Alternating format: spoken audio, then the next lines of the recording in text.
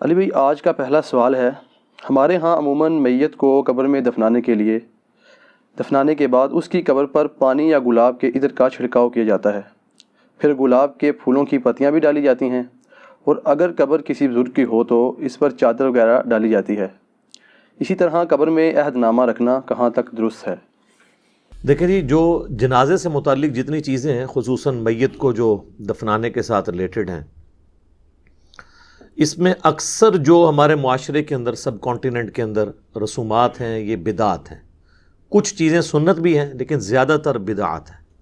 یہ جتنی باتیں آپ نے گنوائی، ان میں اکا دکا چیز تو آپ سنت کہہ سکتے ہیں، باقی اس سے بھی بڑھ کر لوگ تو کفنی لکھتے ہیں باقاعدہ، یعنی وہ کئی بار ہمارے پاس بھی لوگوں نے بھیجا ہے کہ جی آپ اس کے اوپر ذرا کلمہ لکھتے ہیں، فزیکلی کلمہ کفن کے اوپر لکھواتے ہیں۔ جو سمجھدار ہیں وہ کہتے ہیں نہیں جی فزیکلی نہ لکھیں، بس ہاتھ کے اشارے سے لکھتے ہیں، اور کلمہ لکھوانے کے لیے علماء کے پاس بھیجتے ہیں۔ آپ مسلمانوں کا لیول دیکھ لیں، وہ کلمہ بھی ٹائپ نہیں کر سکتے اس کے اوپر، ہینڈ رائٹنگ کے طور پر۔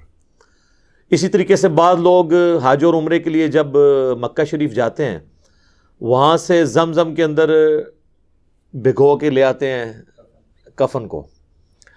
بعض لوگ مدینہ شریف کی مٹی لے آتے ہیں کہ ساتھ کفن میں رکھ دیں گے۔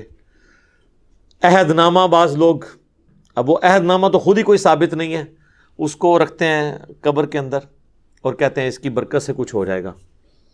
میرے بھائی، اس سے کچھ نہیں ہونا۔ صحیح بخاری اور صحیح مسلم کی متفق علیہ حدیث ہے کہ اللہ کے محبوب صلی اللہ علیہ وآلہ وسلم نے فرمایا، انسان کے 3 دوست ہیں، قبر میں صرف ایک ہی ساتھ جاتا ہے اور وہ اس کے اعمال ہیں۔ 2 دوست باہر ہی رہ جاتے ہیں، اس کا مال اور اس کے رشتہ دار، یہ قبر سے باہر رہتے ہیں۔ لہٰذا یہ قبر میں تو ان چیزوں سے کوئی نفع ہونے والا نہیں۔ جہاں تک پھول ڈالنے کا تعلق ہے، تو پھول کی تو اصل کوئی موجود نہیں ہے۔ اس کو جس حدیث پر قیاس کیا جاتا ہے نا، وہ بھی بہت دور کا قیاس ہے۔ وہ حدیث صحیح بخاری اور صحیح مسلم دونوں کے اندر موجود ہے کہ اللہ کے محبوب صلی اللہ علیہ وآلہ وسلم ایک جگہ سے گزر رہے تھے تو آپ رک گئے اور آپ نے فرمایا کہ ان 2 قبر والوں کو عذاب ہو رہا ہے۔ یعنی اللہ تعالیٰ نے اپنے نبی علیہ السلام کو وہ غیبی خبر دے دی، دکھا دیا، اور فرمایا کہ کسی بہت بڑی بظاہر وجہ سے نہیں، ایک شخص جو ہے وہ چغلی کھاتا تھا اور دوسرا پیشاب کے چھینٹوں سے نہیں بچتا تھا۔ پھر نبی صلی اللہ علیہ وآلہ وسلم نے اپنے مبارک ہاتھوں سے ایک درخت کی ٹہنی توڑی اور اس کے 2 ٹکڑے کر کے دونوں قبروں پر ایک ایک ٹکڑا لگا دیا، اور فرمایا کہ جب تک یہ ہری رہیں گی، یعنی یہ بریکٹ میں جو اگلے الفاظ ہیں، یعنی وہ لوگ کہتے ہیں تسبیح کرتی رہیں گی، یہ بریکٹ میں ہوتے ہیں، اصل میں الفاظ ہیں کہ جب تک یہ سرسبز رہیں گی ان کے عذاب میں تخفیف ہوگی۔ اب اس حدیث کے تحت بعض لوگ یہ کہتے ہیں کہ چونکہ ہری جو ٹہنیاں ہیں وہ زندگی کی علامت ہے، اور وہ زندہ چیز جب اللہ کا ذکر کرے گی تو اس کی برکت سے قبر والے کو نفع پہنچے گا۔ اب یہ سب کچھ ایکسپلینیشن ہے، اس حدیث میں یہ الفاظ نہیں ہے، اور اس ایکسپلینیشن کے ساتھ آپ اختلاف بھی کر سکتے ہیں۔ اس کی وجہ یہ ہے کہ چیز کوئی ہری ہو یا سوکھ جائے، دونوں حالتوں میں اللہ کا ذکر کرتی ہے۔ سورہ بنی اسرائیل میں آیا نا کہ کوئی ایسی چیز نہیں ہے جو اللہ کی حمد کے ساتھ اس کی تسبیح نہ کرتی ہو، مگر یہ کہ تم اس کی تسبیحات کو سمجھ نہیں سکتے۔ سورۃ الرعد میں آیا کہ یہ جو بجلی گرجتی ہے، الرعد، یہ بھی اللہ کا ذکر کرتی ہے۔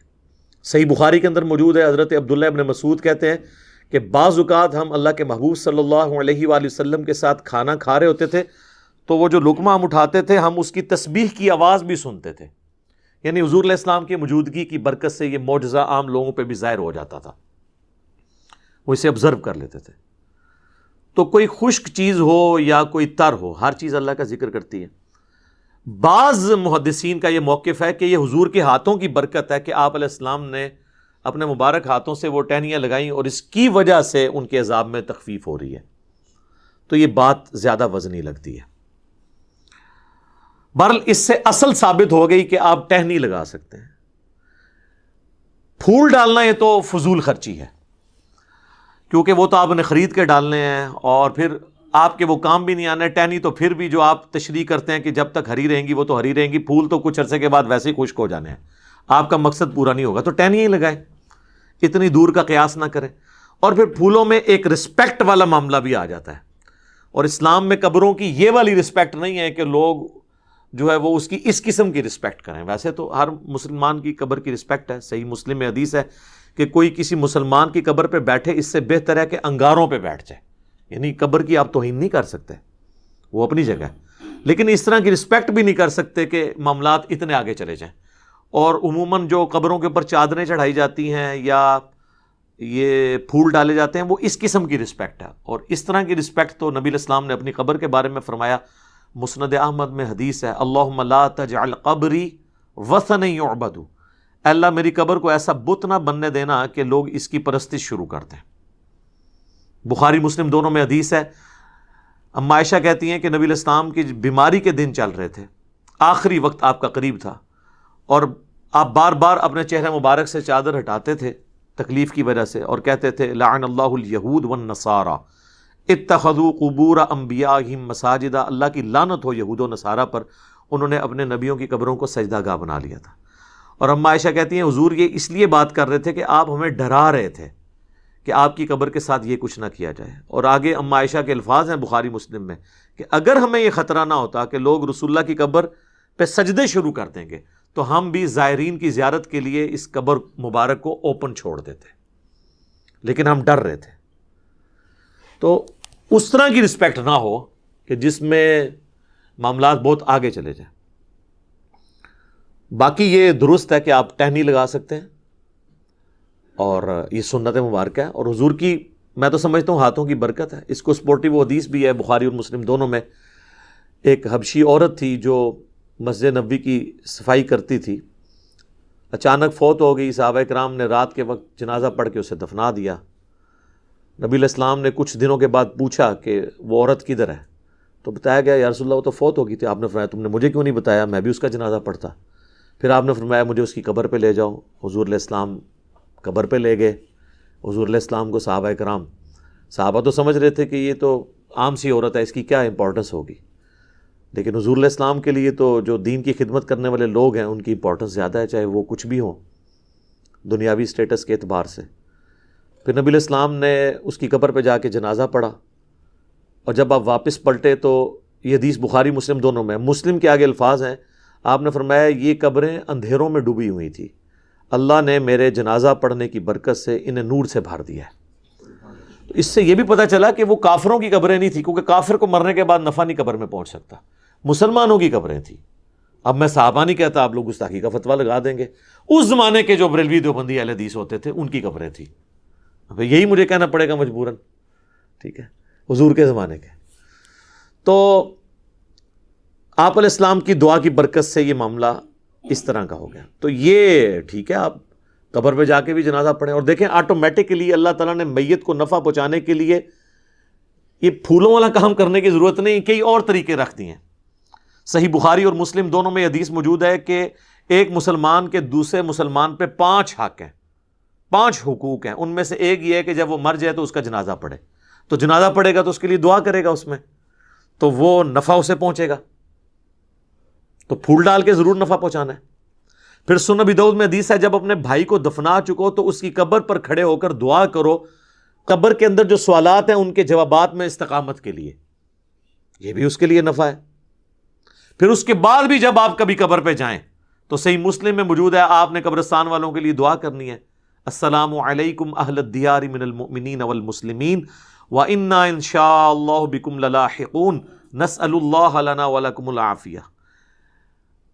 اے جو مسلمان مومنین اور مسلمین یہاں پہ جتنے بھی لوگ دفن ہو تم پر سلامتی ہو, ہم بھی اللہ نے چاہا تو عنقریب تمہارے پاس آنے والے ہیں مر کے, ہم اللہ کے حضور تمہارے لیے اور اپنے لیے عافیت کا سوال کرتے ہیں. تو یہ دعا کا بھی نفع ہے, وہ آپ نے قبرستان جب بھی جانا ہے دعا کرنی ہے تو وہ بھی نفع اس کو پہنچ رہا ہے. اس کے علاوہ کچھ رسومات ہیں وہ بھی صحیح ہے, جس طرح صحیح مسلم میں حدیث ہے کہ حضرت عمر بن عاص کی جب موت کا وقت قریب آیا تو بڑی لمبی وہ حدیث ہے, وہ یوٹیوب پہ میرا کلپ بھی ہے, عمر بن عاص کی موت, تو اس میں وہ کافی دردناک حدیث ہے. اس کے اینڈ پہ الفاظ ہیں جب میں مر جاؤں تو میری میت کے ساتھ کوئی نوحہ کرنے والی عورت نہیں لے کے جانی ساتھ، نہ کوئی آگ لے کے جانی ہے، اور جب مجھے دفنا چکو تو میری قبر پر پانی چھڑک دینا۔ تو اس سے پتہ چلا کہ قبر پہ پانی چھڑکنا سنت ہے، اور میری قبر پہ اتنی دیر بیٹھے رہنا، یعنی اس کے اوپر نہیں، یعنی مراد اس کے سائیڈ پہ، جتنی دیر اونٹ کو نہر کر کے، اونٹ کو نہر کرنے کے بعد اس کا گوشت تقسیم کیا جاتا ہے، یعنی آلموسٹ 2.5-3 گھنٹے، تاکہ میں اپنے قبر کے ساتھ مانوس ہو جاؤں اور سوالات کے جوابات میں مجھے استقامت نصیب ہو۔ تو قبر پہ بیٹھنا اتنی دیر، تو یہ سنت ہے، یعنی ظاہر ہے سنت اس اعتبار سے ایک صحابی تعلیم کر رہے ہیں۔ تو پانی کا چھڑکاؤ کرنا بھی سنت ہو گیا، جنازے کی دعا بھی سنت ہو گئی، قبرستان کی دعا بھی سنت ہو گئی۔ اور سورۃ الحشر میں تو اللہ تعالیٰ نے کیٹاگوریکلی فرمایا ربنا اغفر لنا ولاخواننا الذین سبقونا بالایمان، اہل ایمان کی نشانی ہے کہ وہ اپنے سے اگلے جو لوگ گزر چکے، مر چکے، ان کے لیے دعا کرتے ہیں۔ تو وہ تو ہم عام دعاؤں میں بھی ہمارا حصہ ان تک پہنچتا رہتا ہے، وہ ہم نے دعا کرنی ہے ہر صورت میں۔ باقی اللہ کی مرضی ہے، وہ دعا کو قبول کرے۔ صحیح مسلم میں حدیث ہے کہ جس مسلمان کے جنازے میں 40 ایسے مسلمان شریک ہو جائیں جو شرک نہ کرتے ہوں، تو اللہ تعالیٰ ان کی شفاعت اس مردے کے حق میں قبول کر لے گا۔ اب یہ اللہ کی مرضی ہے، قبول کرے یا نہ کرے۔ بخاری مسلم دونوں میں حدیث ہے کہ عبداللہ ابن ابی جب مرا ہے، حضور علیہ السلام نے اپنا کرتا مبارک کفن کے طور پہ اسے دیا، چونکہ اس کا بیٹا صحابی تھا، نبی علیہ السلام کی اخلاقیات تھے۔ اپنے مبارک ہاتھوں سے اسے قبر میں اتارا، جنازہ پڑھایا، اپنا تھوک مبارک اس کے منہ میں ٹپکایا، لیکن اینڈ رزلٹ یہ ہوا کہ سورہ توبہ میں آیات نازل ہوئیں کہ آپ 70 دفعہ بھی ان کے لیے مغفرت کی دعا کریں، ہم قبول نہیں کریں گے، اور آئندہ نہ تو آپ نے ان کا جنازہ پڑھنا ہے اور نہ کسی کی اس طرح کے بندے کی قبر پہ آپ نے کھڑے ہونا ہے۔ تو وہ اللہ کی مرضی، کسی کو نفع پہنچائے یا نہ پہنچائے، اس طرح دھواں زبردستی کے ساتھ نہیں کر سکتے۔ بخاری مسلم دونوں میں حدیث ہے، نبی علیہ السلام کا ایک غلام تھا مدعم، جو آپ علیہ السلام کے اونٹ کا کجاوا کسا کرتا تھا، سفر و حضر میں آپ کو وضو کرواتا تھا، آپ کے ساتھ ایک اٹیچ تھا۔ جب مر گیا خیبر کے موقع پر ایک نامعلوم تیر اسے لگا، کوئی دشمنوں کی طرف سے تیر آیا تو لگ گیا، وہ شہید ہو گیا۔ تو صحابہ نے کہا کہ ہم تو اس کو جنت کی بشارت دیتے ہیں، کتنا خوش نصیب ہے یہ۔ تو نبی علیہ السلام فرمایا تم اس کی جنت کی بات کر رہے ہو، اور مجھے اللہ نے دکھایا کہ اس نے مال غنیمت سے صرف ایک چادر چوری کی تھی جو آگ کی اس کے اوپر ڈال دی گئی ہے۔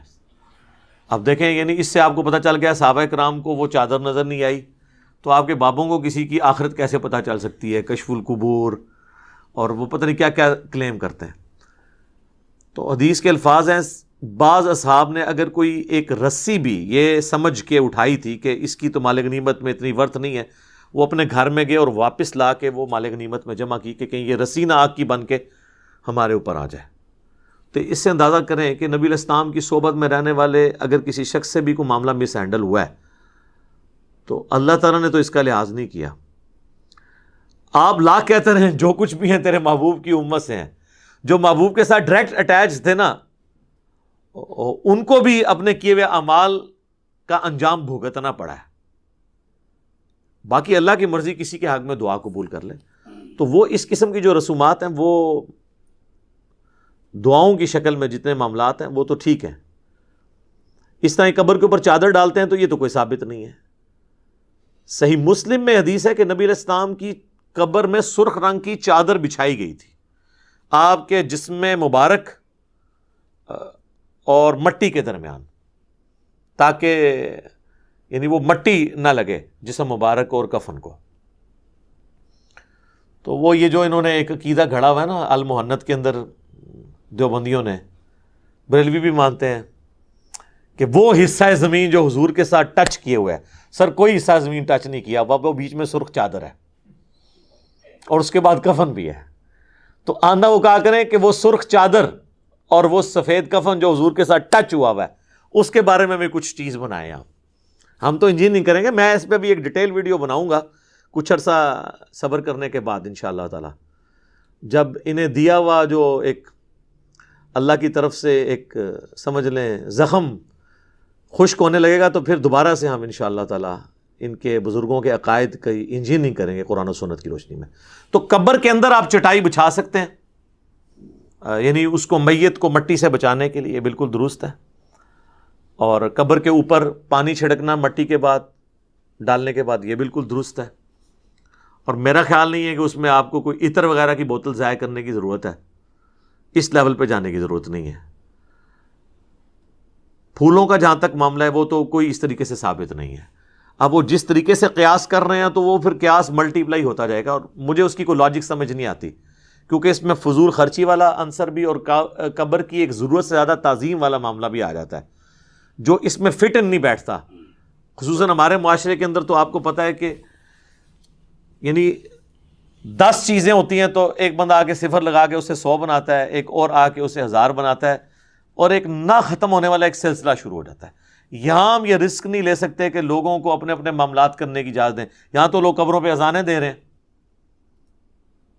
یعنی اگر قبر پہ اذان ہوتی تو نماز جنازہ سے پہلے اذان ہو جاتی نا، وہ تو نماز تھی، اس سے پہلے اذان نہیں ہوتی. جب نماز جنازہ سے پہلے اذان نہیں ہے تو قبر کے اوپر اذان کہاں سے؟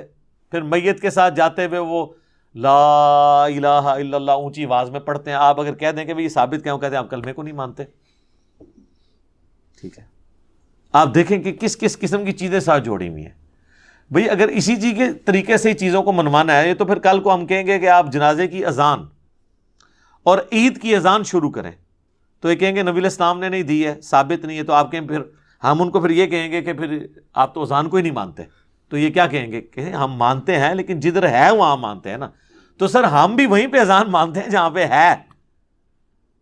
اور پھر بلکہ وہ انگلی رکھ کے، وہ فقہ حنفی کی کتابوں میں دیوبند اور بریلوی دونوں کے بزرگوں نے لکھا ہوا ہے کہ آپ انگلی رکھ کے تلقین کریں. وہ جو ڈاکٹر طاہر القادری صاحب کی ویڈیو بھی آئی تھی کہ پڑھ بیٹا، طاہر بیٹا پڑھ. پھر وہ کہہ رہے ہیں کہ آپ لوگ دور ہو جائیں، بھی فرشتے آنے والے ہیں یہاں پہ. ٹھیک ہے نا جی. تو وہ بس اس طرح سے چیزیں ان لوگوں نے بنا دی ہیں. اب کیا کیا جائے؟ اس طریقے سے کسی کو کوئی نفع نہیں پہنچایا جا سکتا زبردستی دھونس کے ساتھ. میت کے لیے دعا کریں. صحیح مسلم میں حدیث ہے کہ مرے ہوئے شخص کو، میت کو صرف 3 چیزوں کا ثواب پہنچتا ہے. نمبر 1 صدقہ جاریہ، اس نے اپنی زندگی میں کوئی ایسا کام کیا جو بعد میں بھی جاری ہے. کسی نے کوئی مسجد میں پنکھا لگوا دیا، کوئی چٹائی بچھا دی، اور وہ بعد میں بھی لوگ اس سے نفع اٹھاتے ہیں. قرآن ترجمے والے رکھوا دیے مسجد کے اندر. دوسرا فرمایا علم کی بات، جیسے امام بخاری نے صحیح بخاری لکھی، امام مسلم نے صحیح مسلم. قیامت تک لوگ اس علم سے نفع حاصل کریں گے تو امام بخاری امام مسلم کو آٹومیٹکلی ثواب مل رہا ہے. اور تیسرا فرمایا نیک اولاد جو اس کے لیے دعا کرتی ہے اس کا بھی ثواب ملے گا. صدقہ اور خیرات کا بھی ثواب ملتا ہے. وہ سنن نسائی میں حدیث ہیں. ایک پورا ایک ٹاپک ہے، میں نے اس کے اوپر ایک ڈیٹیل لیکچر ریکارڈ کروا دیا ہے، ایصال ثواب کے 10 طریقے، جس میں میں نے بتایا کہ اس طریقے سے آپ میت کو نفع پہنچا سکتے ہیں.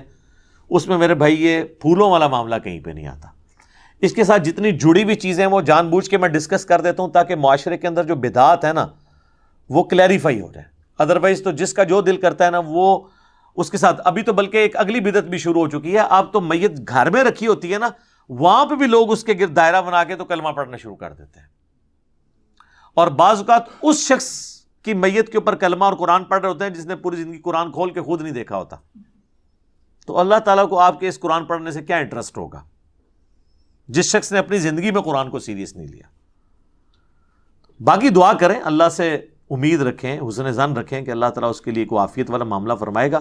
لیکن ہمارا کام ہے ان چیزوں کو ہائی لائٹ کریں تاکہ اگر کسی کی اصلاح کا کوئی پہلو نکلتا ہو تو نکلے. باقی دھونس زبردستی کے ساتھ تو ہم چیزوں کو بنوا نہیں سکتے. تو میں نے یہ ایک اوور آل ایک چیزیں کلیئر کر دیں.